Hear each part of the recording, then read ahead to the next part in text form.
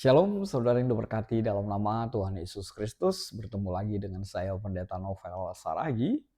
Firman Tuhan yang menyapa kita pada saat ini tertulis di dalam kitab Yesaya, pasalnya yang ke-61, ayat yang pertama sampai ayatnya yang ke-9. Namun ada baiknya kita bersatu dulu di dalam doa. Kita berdoa.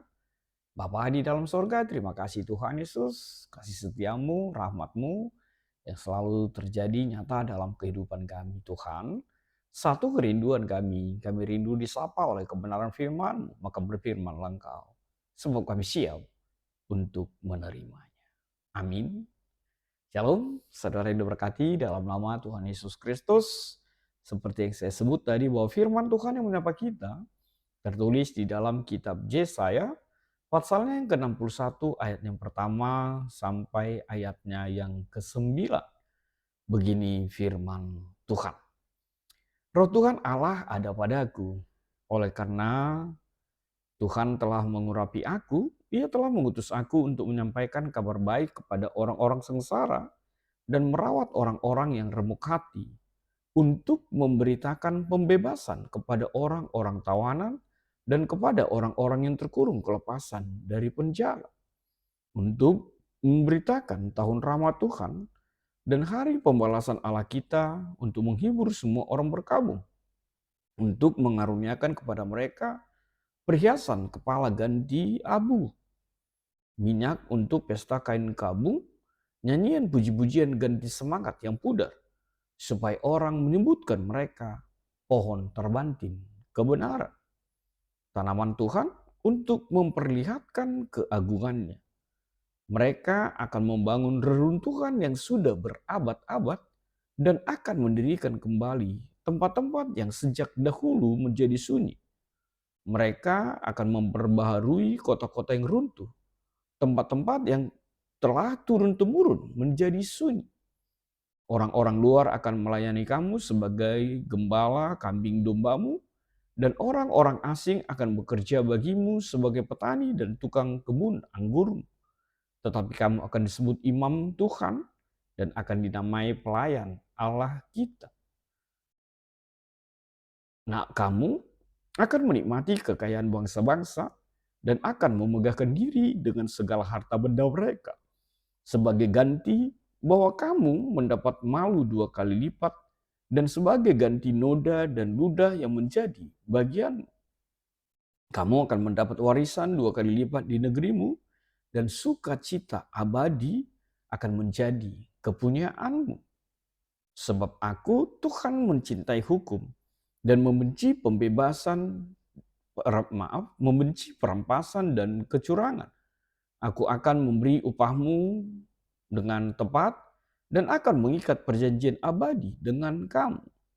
Keturunanmu akan terkenal di antara bangsa-bangsa dan anak cucumu di tengah-tengah suku-suku bangsa.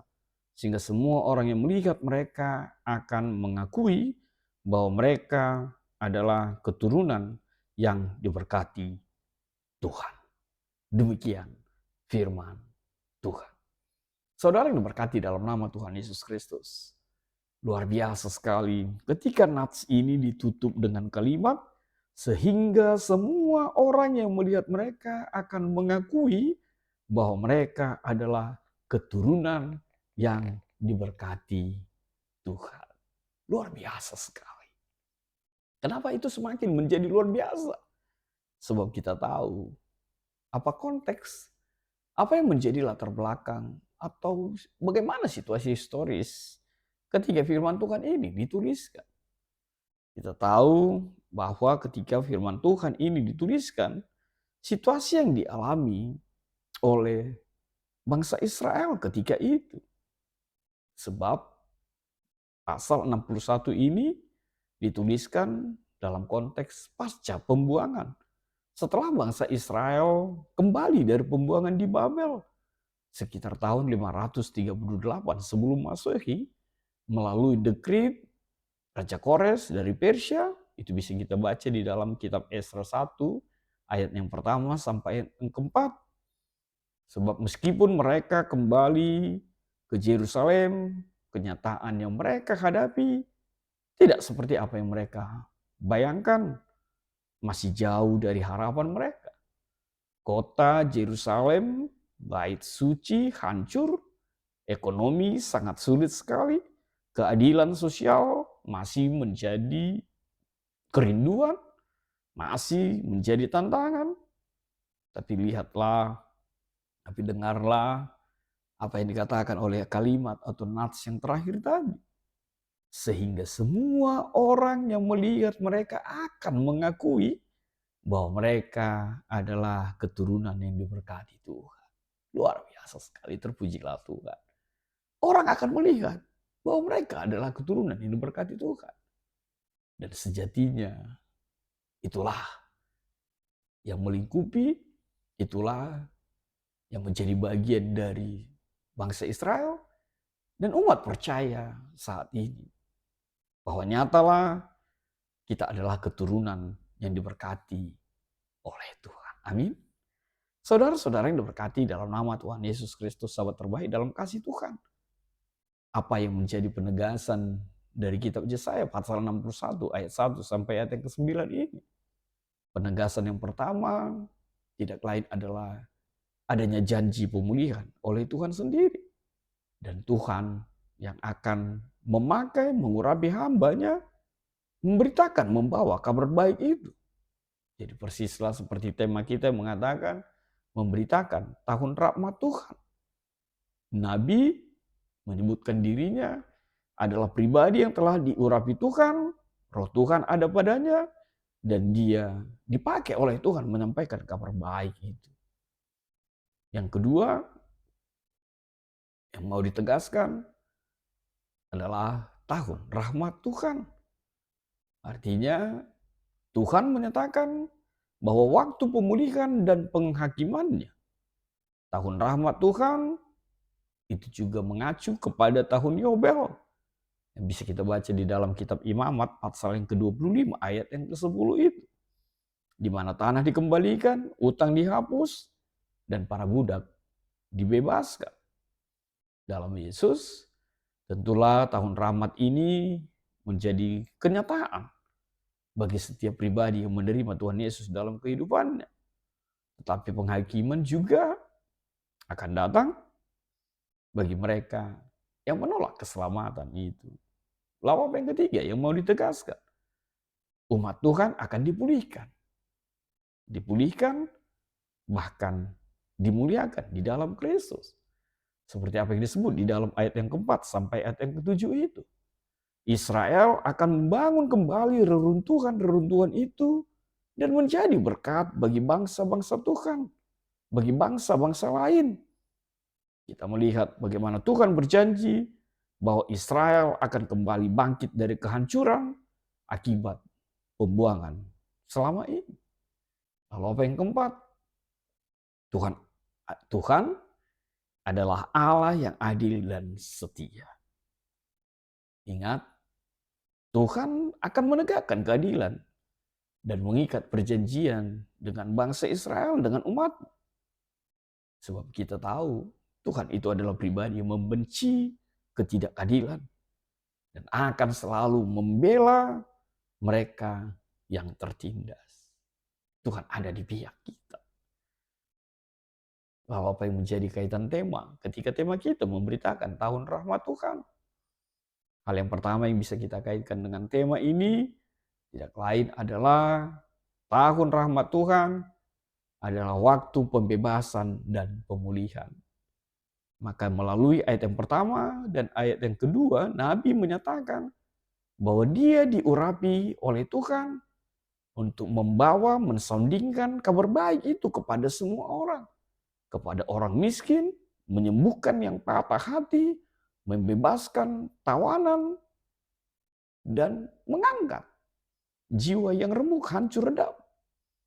Dan istilah tahun rahmat Tuhan itu merujuk juga pada tahun Yobel dalam hukum Musa, di mana tanah dikembalikan, utang dihapus, dan budak-budak dibebaskan.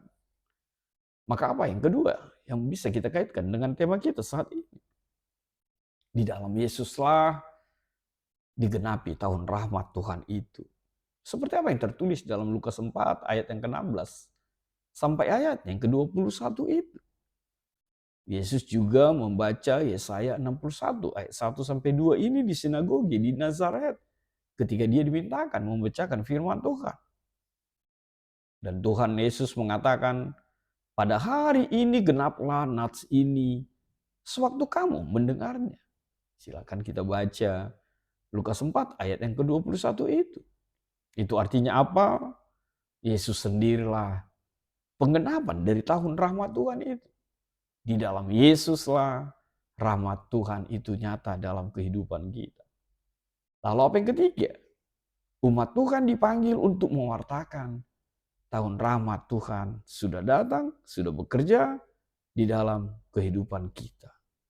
Itu sebabnya kita memiliki tugas, tanggung jawab untuk menyatakan kasih dan anugerahnya kepada sekitar kita, kepada dunia ini, bahwa tahun rahmat Tuhan itu ada dan nyata bagi setiap orang yang percaya kepadanya. Lalu apa yang keempat? Tahun rahmat Tuhan memberikan harapan bagi semua orang. Seperti yang disebutkan oleh ayat yang ke-7 sampai ayat ke-9 itu. Bahwa umat Tuhan akan menerima 2 kali lipat, 2 kali ganda berkat sebagai pengganti kehinaan yang mereka alami selama ini.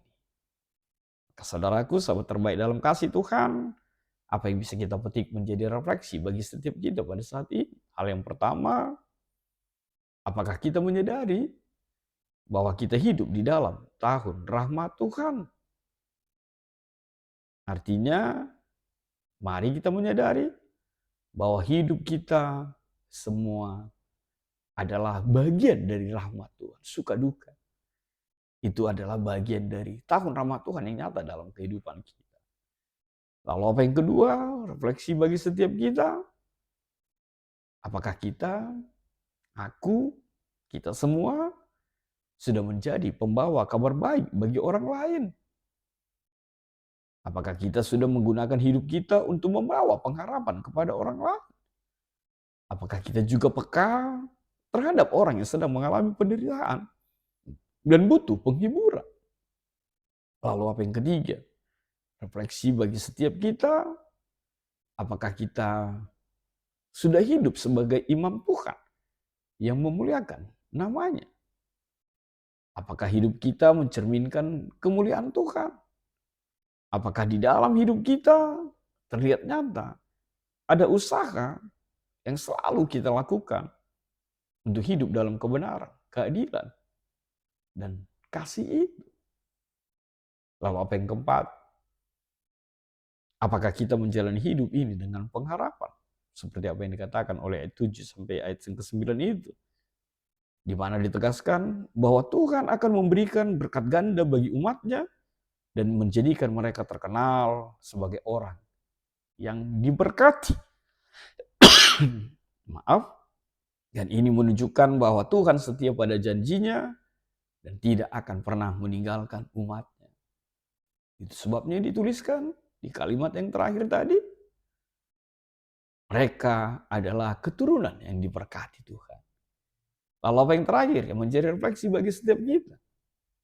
Kalimat yang pertama yang dikatakan di dalam ayat yang pertama tadi. Roh Tuhan Allah ada pada aku. Maka setiap kita, biarkanlah roh Tuhan itu bekerja untuk setiap kita. Agar sempurnalah, agar nyatalah apa yang Tuhan mau terjadi di dalam kehidupan setiap kita. Kita dimampukan, kita diurapi, kita diberi kekuatan, bahkan terlebih menghadirkan pembebasan itu untuk orang tawanan. Memberikan kelepasan bagi yang terpenjara. Dan menghadirkan tahun rahmat Tuhan itu terjadi nyata dalam kehidupan setiap kita. Maka biarlah setiap kita mengatakan, roh Tuhan Allah ada padaku. Amin. Kita bersatu dalam doa. Terima kasih Tuhan buat kebenaran firman-Mu. Biarlah firman-Mu menjadi kuat kami untuk selalu dan selalu memberitakan tahun rahmat Tuhan dalam hidup kami. Dalam kasih-Mu Tuhan Yesus kami berdoa dan mengucap syukur. Amin.